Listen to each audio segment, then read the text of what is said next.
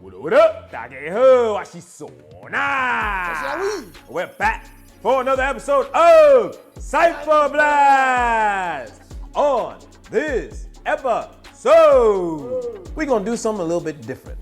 We're gonna play a game called I Bet You. I bet you ain't heard of this what we about to talk about. A lot of people talk about, oh yeah, 我很嘻哈, 我很懂嘻哈, but I bet you. Let's see if you guys actually know who this dude is. But we're not gonna tell you the name. What we're gonna do is we're gonna give you some little cues. So, I have 3 sisters. Yeah. You guys see, like you guys up there, you probably have some brothers, some sisters. I know you have an older sister, right? Yeah. 你小时候就跟他们吵架. Even me, my sisters would gang up on me, 3 against 1. Yeah. But never once would you think about shooting one of them. 可是我拿 BB 枪打. Oh shit, really? You actually shoot? You're f***ing terrible. That's terrible. 会吗? No, because... Use Nerf 啊, use Hey, Nerf, that's actually good. Hey, but I'm from a poor family. We couldn't afford Nerf. Throw rocks and shit. I did have a slingshot, though. But this motherfucker was so gang that at 12 years old, 还没上国一, he shot his own brother. Not Nerf, a real 枪, a real with bullets, a clip, like a biang biang, like that shit. Got real life consequences type shit. Yes, and you think about it, 你12岁本来就射不太准，射不出 ，maybe 射得出来，但是当然没有那种 control， you know what I mean？ 你可以你们射你自己的枪，还把一把真的枪还来射你的哥哥。Actually, it sounds a little bit weird， 有点。Anyway, this motherfucker is so gangster, and these gangster characteristics is what led him to become hip hop's first billionaire. Yeah, 那我知道，那是 Dre 啊。Nope. Many of you people out there saying, yeah, I thought it was Dr. Dre, Beats Headphones. 不是. This guy is what I would consider hip hop's superhero. Like most rappers, they got good hooks or they would like have a big stage presence, but his superpower was telling stories. This guy could write. And he actually went to school with Biggie. And he heard Biggie rap, he heard Biggie start to get like really, really famous, rapping that gangster shit. Because this guy actually grew up on the streets. He was selling crack at the age of 11, crack cocaine. Yeah. So he was a drug dealer before he even got to Gaozong. Really? It's fun to do bad things. So when he hears people like Biggie saying this gangster shit, he's like, that's what you guys are doing? You just talking about like, wash them pie and I shoot people? I actually really lived that shit. Yeah. Not only did I live that shit, I could do way better than that. And he did. So he took his street mentality, his gangster hardcore life, and he moved it into something a lot more safer, which is hip hop. All right, let's say I did shoot my brother or my sister. By the way, I love you very much. I would never shoot you. But let's say I did shoot and I wanted to write a song about it. I may be like, I'm so gang, I ain't playing. Shoot my sister in the face. What kind of shit is that? That's all I got. Like, that's my lie. But here's how would write this motherfucker. Here's how this guy would tell his story. Saw the devil in your eyes, high off more than weed. Saw the devil in your eyes, high off more than weed. Confused, I just closed my young eyes and squeezed. Confused, I just closed my young eyes and squeezed.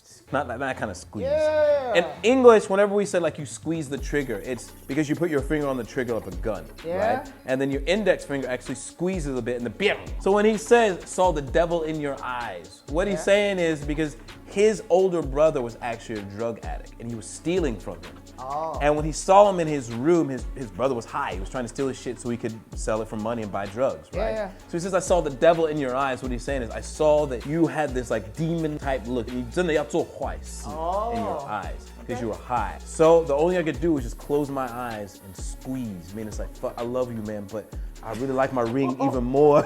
So, because you know, what do 12-year-olds do with like a 12-year-old boy? Like when you sell, you don't keep your eyes open, you close that shit.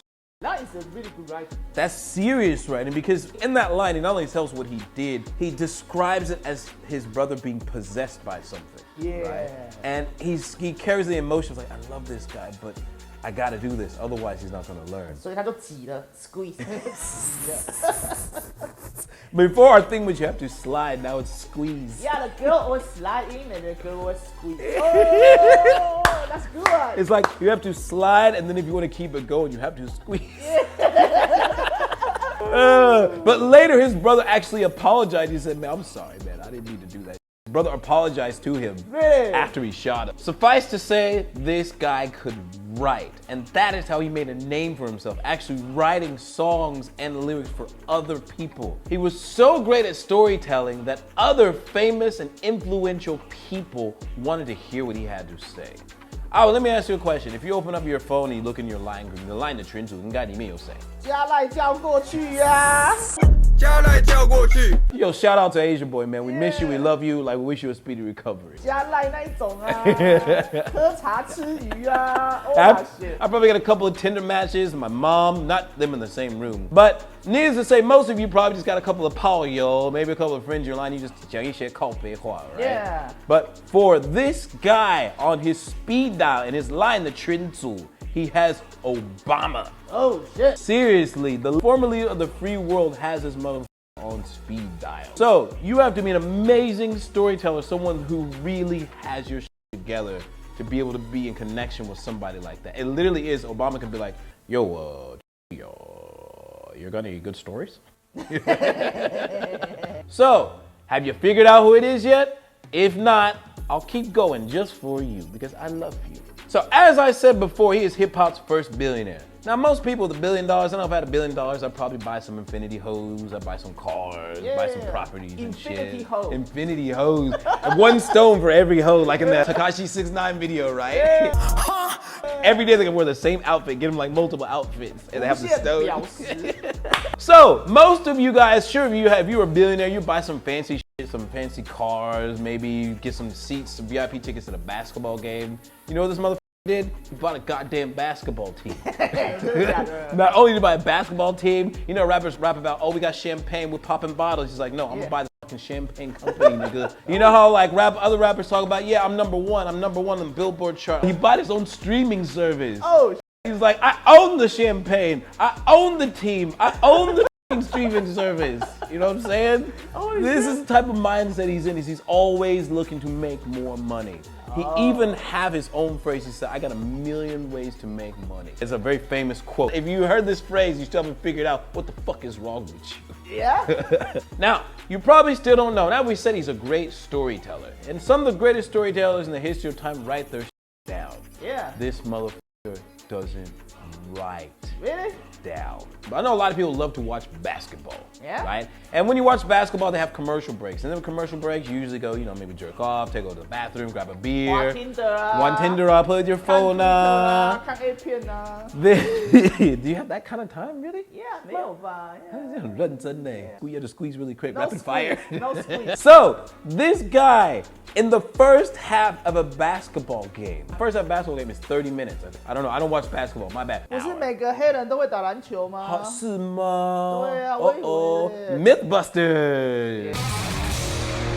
Before the end of the first half of the NBA game, he wrote a Grammy Award-winning song in his head while the beatmaker in the back is just putting shit down. And the way this guy is he trained himself to always be thinking, 就是一直要想故事，要一直想怎么 make something pop out, how to tell stories. That is his thing because he has so much experience from his life. As we said, he grew up on the street, he shot his brother at the age of 12, he was selling crack on the street. Like, that's real gangster. That's literally like you take that life and you take that mentality and you bring it to hip hop. And that's why he's one of the most respected, most sought after rappers, writers, and businessmen of all time. Really? If you don't know what his name is, I'll tell you. It's Jay-Z. Oh. That was the wackest. Whack. So, I'm gonna take 4 bars from one of the biggest songs in hip hop. And I bet you if I play like even 4 seconds of this song, you'll know immediately what it is. Really? So this song is Niggas in Paris. And it's funny because it's one of people's favorite songs, but they can't say the title. So they're like, man, you know, tingle N-word in Paris. And sometimes the fuck people like, N-word? You mean like the alphabet? My alphabet in Paris. My no, just a nigga. Oh, nigga in Paris. Oh, why do you say so? 那个 in Paris。我讲中文啊，我讲中文啊。 And I know what they're trying to say, but I just with them just to see, just to get them to say Nuka. I was like, oh, Nuka in Paris. Oh, what the? So these 4 bars showcase his simplicity, but also the complexity in storytelling. Ball so hard, I'm shocked too. I'm supposed to be locked up too. Ball so hard, I'm shocked too. I'm supposed to be locked up too. What he's saying is the term ball so hard. It comes from basketball. Like when you say, ball so hard. ball so hard. Well, the tan很硬. You know what I mean? If I squeeze, shit will ball tie. But the term ball is from basketball. Oh. Like, you ever remember the TV show Ballers? That's footballers, right? It's people who play professional sports players, NFL, NBA. Yeah. Ball so hard just means 你真的很会. When you play the sports, you're MVP, you're the best athlete, you ball hard. So that motherfucker balls hard. Oh. So it's a sports expression that evolved into meaning doing something very, very big, very, very well. So if you're like, man, we rolling out tonight, we balling, son. B-A-L-L. B-A-L-L-I-N. Balling. Balling. Not ing. Like the regular proper spelling would be B-A-L-L-I-N-G, but as you know, hip hop, we ain't about that proper. Yeah. So it's balling. Or you can say ball. Like we gonna ball so hard. Or the chill how With in. the chill how in. Yeah. Ask your mom, she knows what I mean. Yeah.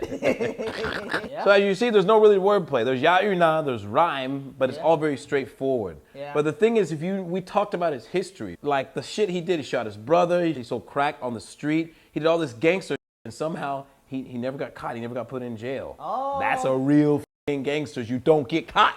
Ball so hard, I'm shocked too. Ball so hard, I'm shocked too. 我在这边就 ball 这么 hard， 我真的被吓到，因为蛋很硬，我吓到了。he's like, oh, 好硬哦。Whoa. Then when he says, I'm supposed to be locked up too. I'm supposed to be locked up too, it's like, I should be in jail right now. And here I am with fucking models and yay and doing all this crazy shit. It's fucking amazing. You escape, but I escape. You be fast, get fucked up too. Ball so hard. So it says, you escape, what I escape, you be in Paris getting fucked up too. So when he said this, what he's saying is, you escape what I escaped is like, if you live the life I live and live to tell about it, meaning coming out relatively unscathed, you'd be in Paris with models getting fucked up just like me too. In these 4 bars, he's giving his whole autobiography, but in a very simple form to where not only can you sing the lyrics, because most of the people who sing niggas in Paris know the lyrics word for word, and you can relate to it. So that's what I think is his genius, is he's able to take complex stories and ideas and make them simple. This is why he's written for the likes of Mariah Carey, for his own wife, Beyonce, for the likes of Oscar award-winning directors. If you ever seen American Gangster, that's fucking Jay-Z. Jay-Z is considered the number 2 greatest lyricist of all time. Who's number 1? Eminem. Biggie. Oh. So, if you ever heard of Jay-Z, go check him out. He is considered one of the greatest, or if not the greatest, in my opinion. Remember to like, comment, subscribe, and we'll see you next time. Peace!